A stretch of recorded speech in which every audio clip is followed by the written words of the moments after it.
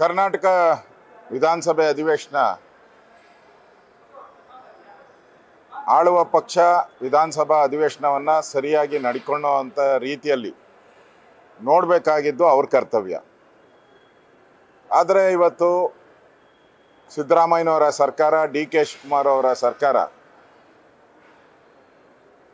ಇವತ್ತು ರಾಜ್ಯದ ಹಣವನ್ನು, ರಾಜ್ಯದ ತೆರಿಗೆದಾರರ ಹಣವನ್ನು ಏನು ಇವರು ಹಾಲಿನ ಬೆಲೆ ಏರಿಸಿದ್ದಾರೆ, ಪೆಟ್ರೋಲ್ ಬೆಲೆ ಏರಿಸಿದ್ದಾರೆ, ಸ್ಟ್ಯಾಂಪ್ ಡ್ಯೂಟಿ ಏರಿಸಿದ್ದಾರೆ, ಆಲ್ಕೋಹಾಲ್ ಏರಿಸಿದ್ದಾರೆ, ಇದರಲ್ಲಿ ಬರ್ತಕ್ಕಂಥ ತೆರಿಗೆಯ ಹಣವನ್ನು ತೆಗೆದುಕೊಂಡು ಕಾಂಗ್ರೆಸ್ ಕಾರ್ಯಕರ್ತರ ಜೋಬಿಗೆ ಹಾಕ್ತಾ ಇದ್ದಾರೆ.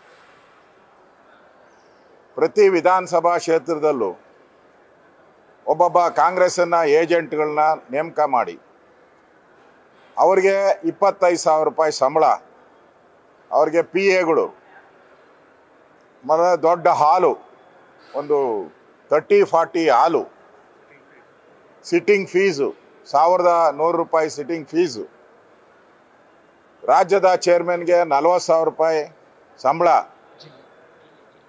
ಜಿಲ್ಲೆಗೆ ವೈಸ್ ಚೇರ್ಮನ್ಗೆ 25,000, ಸುಮಾರು 15ರಿಂದ 20,000 ಕೋಟಿ ಪ್ರತಿ ವರ್ಷ ಟ್ಯಾಕ್ಸ್ ಪೇಯರ್ಸ್ ಹಣವನ್ನು ಲೂಟಿ ಮಾಡಿ ಕಾಂಗ್ರೆಸ್ ಕಾರ್ಯಕರ್ತರ ಜೋಬಿಗೆ ಹಾಕ್ತಾ ಇದ್ದಾರೆ. ಇದು ಸಂವಿಧಾನಕ್ಕೆ ಅಪಚಾರ. ಇದು ಸರ್ಕಾರದ ಹಣ ಬಡವರಿಗೆ ತಲುಪಬೇಕು. ಇವತ್ತು ಅಂಗನವಾಡಿಯಲ್ಲಿ ಅಡುಗೆ ಮಾಡ್ತಾರೆ, ಅವ್ರಿಗೆ 3,000 ರೂಪಾಯಿ ಅಲ್ಲಣ್ಣ? ಹಾಂ. ಆಮೇಲೆ ಆಶಾ ಕಾರ್ಯಕರ್ತರಿಗೆ ಎಷ್ಟು? ಅವ್ರಿಗೆ 7,000. ಹಾಂ.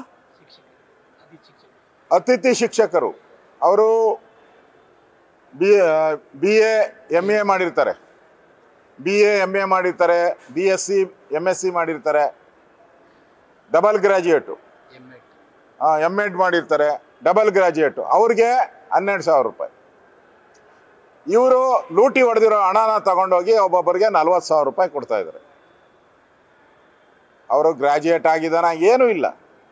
ಕಾಂಗ್ರೆಸ್ ಕಾರ್ಯಕರ್ತ ಅಂತ ಮನಸ್ಸಿಗೆ ಬಂದದ ರೀತಿಯಲ್ಲಿ ಸರ್ಕಾರದ ಹಣವನ್ನು ಲೂಟಿ ಹೊಡ್ಕೊಂಡು ತಗೊಂಡೋಗಿ ಅವ್ರ ಜೋಬಿಗೆ ಹಾಕ್ತಾ ಇದ್ದಾರೆ. ಇದು ಅನ್ಯಾಯ.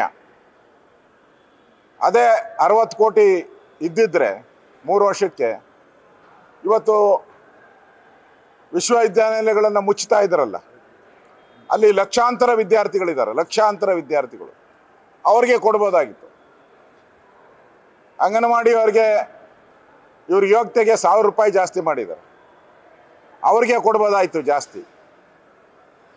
ಅಂಗನವಾಡಿಯವ್ರಿಗೆ ಕೊಡೋಕೆ ಇಲ್ಲ ದುಡ್ಡು, ಆಶಾ ಕಾರ್ಯಕರ್ತರಿಗೆ ದುಡ್ಡಿಲ್ಲ, ಅಂಗನವಾಡಿಯಲ್ಲಿ ಅಡುಗೆ ಮಾಡೋವಂಥ ತಾಯಂದಿರೇನಿದ್ದಾರೆ ಅವ್ರಿಗೆ ಕೊಡೋಕೆ ದುಡ್ಡಿಲ್ಲ. ಈ ಕಾಂಗ್ರೆಸ್ ಲೂಟಿಕೋರರಿಗೆ ದುಡ್ಡು 40,000 25,000 ಲೂಟಿ. ಇದರ ವಿರುದ್ಧವಾದಂಥ ನಮ್ಮ ಹೋರಾಟವನ್ನು ನಾವು ಮಾಡ್ತಾ ಇದ್ದೀರಿ. ಮತ್ತು ಶಾಸಕರಿಗೆ ಅಗೌರವ ಮಾಡ್ತಾ ಇದ್ದಾರೆ. ನಾವು ಚುನಾಯಿತ ಪ್ರತಿನಿಧಿಗಳು, ಶಾಸಕರೆಲ್ಲರೂ ಎಲೆಕ್ಟ್ ಆಗಿದ್ದಾರೆ. ಎಲೆಕ್ಟ್ ಆಗಿರೋರ ಮೇಲೆ ಒಬ್ಬನ್ನ ನೇಮಕ ಮಾಡಿ ಅವನು ಪ್ರತಿ ರೇಷನ್ ಅಂಗಡಿಗೂ ರೇಟ್ ಫಿಕ್ಸ್ ಮಾಡ್ತಾರೆ.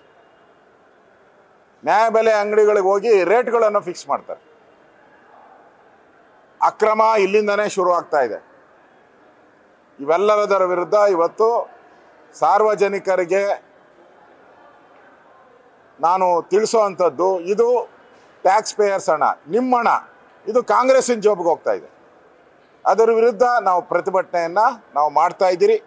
ನಾಳೆನೂ ಕೂಡ ಕೆಂಗಲ್ ಹನುಮಂತಯ್ಯ ಸ್ಟ್ಯಾಚ್ಯೂ ಎದುರುಗಡೆ ಸಂವಿಧಾನವನ್ನು ಉಳಿಸಿ ಸರ್ಕಾರದ ಹಣವನ್ನು ರಕ್ಷಿಸಿ, ಸಂವಿಧಾನವನ್ನು ಉಳಿಸಿ ಸರ್ಕಾರದ ಹಣವನ್ನು ರಕ್ಷಣೆ ಮಾಡಿ ಅಂತೇಳಿ ಘೋಷಣೆಯನ್ನು ನಾವು ಕೂಗಿ ನಾಳೆ ವಿಧಾನಸಭೆ ಒಳಗಡೆ ಮತ್ತೆ ನಾವು ಧರಣಿಯನ್ನು ಪ್ರಾರಂಭ ಮಾಡ್ತೀವಿ.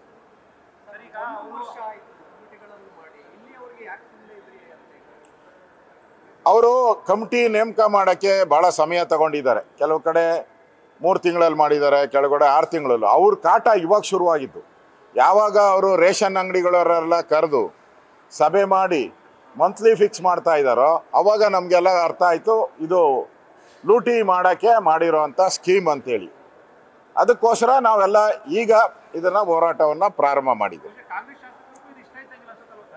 ಇದು ಕಾಂಗ್ರೆಸ್ಸಿನ ಶಾಸಕರಿಗೂ ಇಷ್ಟ ಇಲ್ಲ. ಅಲ್ಲಿ ಯಾರು ಆಸ್ಪಿರೆಂಟ್ ಆಗಿದ್ರು ಕಾಂಗ್ರೆಸ್ಸಿನ ಯಾರು MLA ಇದ್ದಾರೆ ಅವ್ರಿಗೆ ಟಿಕೆಟ್ ಸಿಕ್ತು. ಯಾರಿಗೆ MLA ಟಿಕೆಟ್ ಸಿಕ್ಕಿಲ್ಲ ಅವನಿಗೆ ಈ ಚೇರ್ಮನ್ ಕೊಟ್ಟಿದ್ದಾರೆ. ಅವರಲ್ಲೂ ಕೂಡ ಭಾಳ ಕೋಪ ರೋಷ ಎಲ್ಲ ಇದೆ ಇದ್ರ ಬಗ್ಗೆ. ಮತ್ತು ಅಭಿವೃದ್ಧಿಗೆ ಹಣ ಕೊಡ್ತಾ ಇಲ್ಲ. ಕಾಂಗ್ರೆಸ್ ಶಾಸಕರಿಗೂ ಇದ್ರ ವಿರೋಧ ಇದೆ.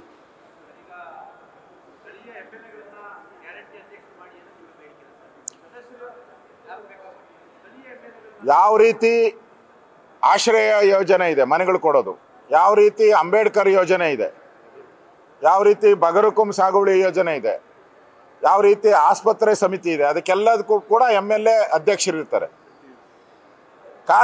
ಮೆಂಬರ್ಸ್ ಎಲ್ಲ ಕಾಂಗ್ರೆಸ್ ಅವರು ಇರ್ತಾರೆ. ಅದೇ ರೀತಿ ಇದನ್ನು ಮಾಡಿ. ಇದೊಂದೇನು ಸ್ಪೆಷಲ್ ಆಗಿ ಮಾಡಿದ್ದೀರಾ? ಇದು ಸಂವಿಧಾನದ ವಿರೋಧಿ, ಪ್ರಜಾಪ್ರಭುತ್ವದ ದಮನ. ನಮಗೇನು ಅವ್ರನ್ನ ಉಪಾಧ್ಯಕ್ಷರು ಮಾಡಿಬೇಕಾದ್ರೆ ನಮ್ದೇನು ಅಬ್ಜೆಕ್ಷನ್ ಇಲ್ಲ. ಆದರೆ MLAಗಳ ಅಧಿಕಾರವನ್ನು, ಸಂವಿಧಾನದತ್ತಕವಾಗಿ ಇದ್ದಂಥ MLA ಅಧಿಕಾರವನ್ನು ಮೊಟಕು ಮಾಡುವಂಥದ್ದು ನಾಳೆ ನಿಮಗೂ ಇದು ಸಮಸ್ಯೆ ಆಗ್ತೈತೆ. ಆ ಎಚ್ಚರಿಕೆಯನ್ನು ಕೂಡ ಕಾಂಗ್ರೆಸ್ ಅವರು ಕೊಡ್ತಾ ಇದ್ದಾರೆ. ಈ ಹೋರಾಟವನ್ನು ಮುಂದುವರಿಸ್ತೀರಿ. ಸಂವಿಧಾನ ಉಳಿಸಿ ರಾಜ್ಯದ ತೆರಿಗೆದಾರರ ಹಣವನ್ನು ರಕ್ಷಿಸಿ. ನ್ಯೂಸ್ ಫಸ್ಟ್ ನಿರ್ಭೀತಿಯಿಂದ ನಿಮ್ಮ ಪರವಾಗಿ.